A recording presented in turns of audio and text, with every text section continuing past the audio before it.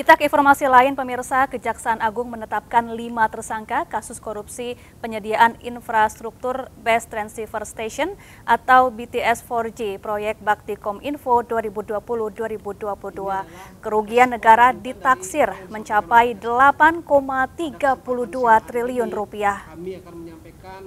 Jaksa Agung ST Burhanuddin mengungkap penyidikan kasus korupsi penyediaan infrastruktur Base Transceiver Station atau BTS 4G dan infrastruktur pendukung proyek Bakti Kementerian Komunikasi dan Informatika tahun 2020 sampai dengan 2022 telah rampung.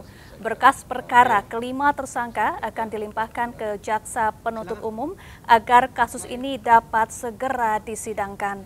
Kelima tersangka diantaranya AAL selaku Direktur Utama Bakti Kementerian Komunikasi dan Informatika, GMS selaku Direktur Utama PT Mora Telematika Indonesia, YS selaku Tenaga Ahli Human Development Universitas Indonesia tahun 2020, MA selaku Account Director PT Huawei Tech Investment, serta IH selaku Komisaris PT Solitech Media Sinergi. Peran masing-masing tersangka selanjutnya akan dipaparkan dalam persidangan. Sementara itu, Kejaksaan Agung menaksir jumlah kerugian negara dalam kasus ini mencapai 8,32 triliun rupiah. Semuanya sedang berjalan sesuai dengan rencana dan beberapa. Dan pemirsa, kita akan membahas lebih lanjut terkait kasus korupsi proyek BTS 4G Kominfo bersama pegiat anti korupsi. Ada Bang Tama Satria Langkun. Selamat sore, Bang Tama, apa kabar? Halo, selamat sore, siapa? Kabar baik. Baik, Bang Tama, ini Kejaksaan merampungkan penyidikan kasus korupsi BTS Kominfo. Kalau menurut Anda, apakah penyidikan memang cukup terhadap 5 tersangka saja?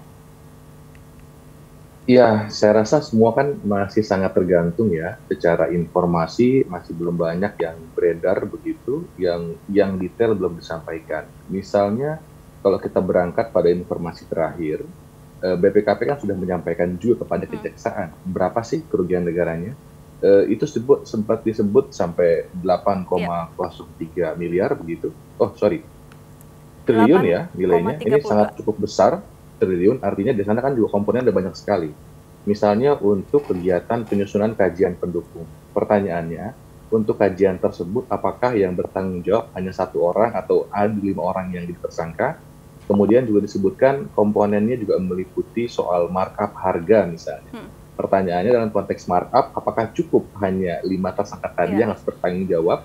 Ada komponen ketiga, yaitu pembayaran BTS yang belum terbangun. Nah, pertanyaannya juga, dari komponen kerugian-kerugian tadi, apakah cukup 5 orang tersangka saja yang kemudian memang harus dimintai pertanggungjawaban secara hukum dalam konteks dana korupsi? Nah, ini yang kemudian memang kita masih tunggu bagaimana misteri ini dipecahkan oleh Kejaksaan, karena berkasnya baru sampai dilimpahkan dalam tahap pengadilan gitu ya. Memang masih didaftarkan dan kita belum tahu informasi-informasi terkait dengan detail isi dakwaannya akan seperti apa.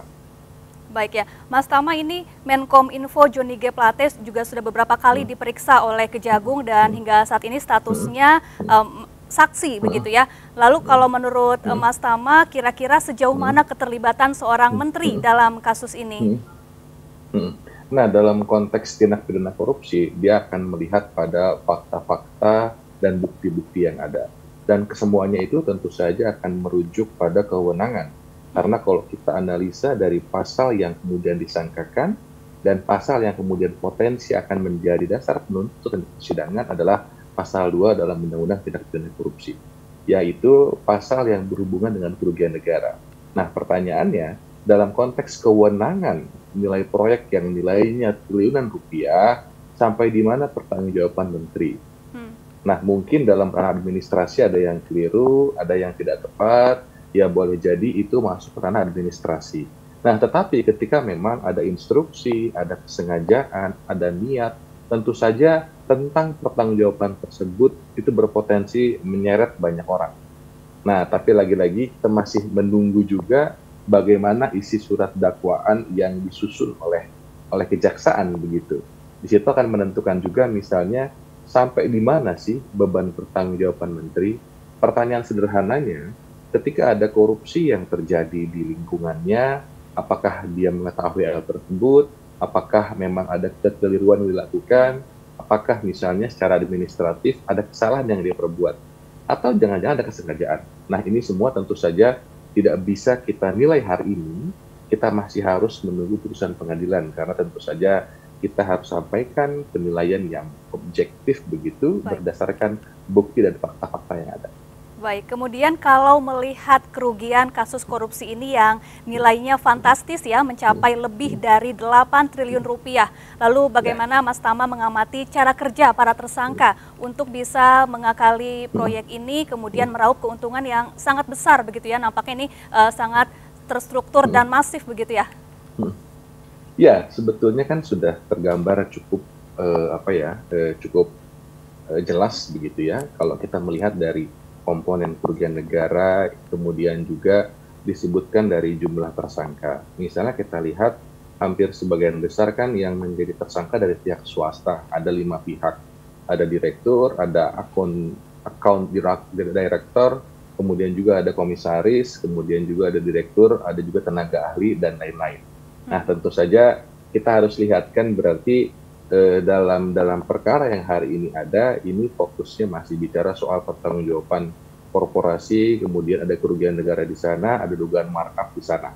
Nah, kita belum melihat misalnya sampai di mana pertanggungjawaban dari pihak internal kementerian misalnya. Nah, ini yang kemudian juga kita harus lihat apakah mereka tidak terlibat atau seperti apa, kita masih belum tahu. Tapi kalau kita bicara soal pasal 2 Undang-Undang Tindak Pidana Korupsi, di situ ada unsur terkait dengan perbuatan melawan hukum, dan juga bicara soal ada kewenangan di sana yang memang diterobos, kira-kira begitu. Nah, ini yang kita akan lihat siapa saja tuh dari perbuatan-perbuatan yang ada, kerugian negara yang ada, untuk bisa menjaring lagi siapa lagi yang harus bertanggung jawab.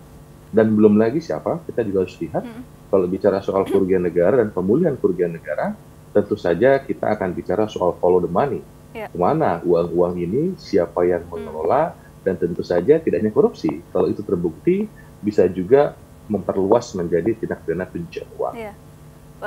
Baik, kemudian proyek-proyek di kementerian seperti proyek BTS ini tampaknya memang rawan untuk dikorupsi, mengingat dana yang dikeluarkan oleh negara sangat besar begitu ya. Lalu menurut Mas Tama, apa yang harus dievaluasi, lalu ke depan apa yang harus dilakukan agar tidak ada lagi praktik-praktik suap atau korupsi yang ada di instansi kementerian?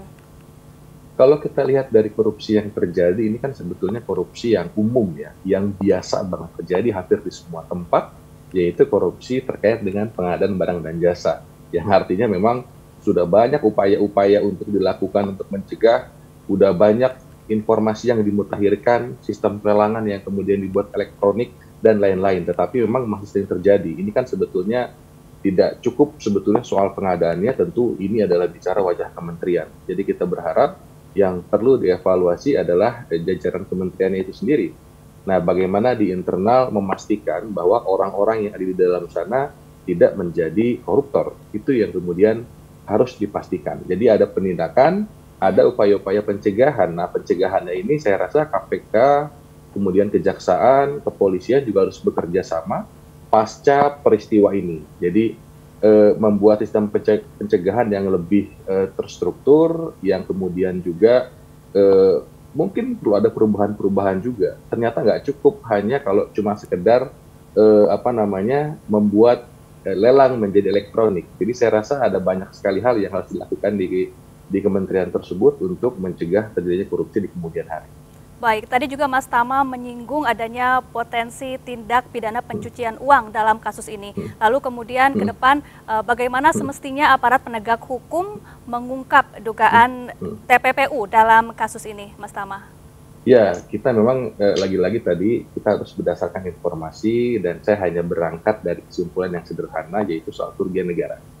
Kalau kita bicara soal kerugian negara kan sudah terjadi nih, uang sampai 8 triliun lebih. Nah, dalam pertanyaan sederhananya, 8 triliun itu mengalir kemana saja? Siapa yang harus bertanggung jawab? Nah, dalam konteks pertanggungjawaban tersebut, tentu orang-orang yang menyimpan, orang-orang yang mengalirkan, orang-orang yang kemudian menyembunyikan. Nah, ini adalah orang-orang yang sebetulnya secara subjek hukum bisa dimintai pertanggungjawaban juga. Nah, jadi yang saya maksud bukan kemudian harus pakai kuncian uang, bukan, tapi kita lihat soal potensi. Dari 8 triliun tadi, tentu kita juga harus memikirkan, kejaksaan terutama memikirkan bagaimana kemudian kerugian ini bisa dipulihkan. Jadi kalau hari ini misalnya hanya fokus menghukum orang seberat-beratnya, terpidana seberat-beratnya, tapi nggak memikirkan soal bagaimana memberikan kerugian negaranya, ini yang kemudian tidak akan baik bagi pemberantasan korupsi. Jadi nggak efektif, nggak efisien, dan bahkan mungkin efek jerahnya pun juga tidak akan muncul kalau kemudian uang 8 triliun tersebut tidak dipulihkan dan kembalikan kepada negara. Baik, terima kasih Mas Tama Satria Langkun, pegiat anti korupsi telah bergabung bersama kami di MNC News Now. Salam sehat selalu Mas Tama. Salam sehat selalu. Terima kasih.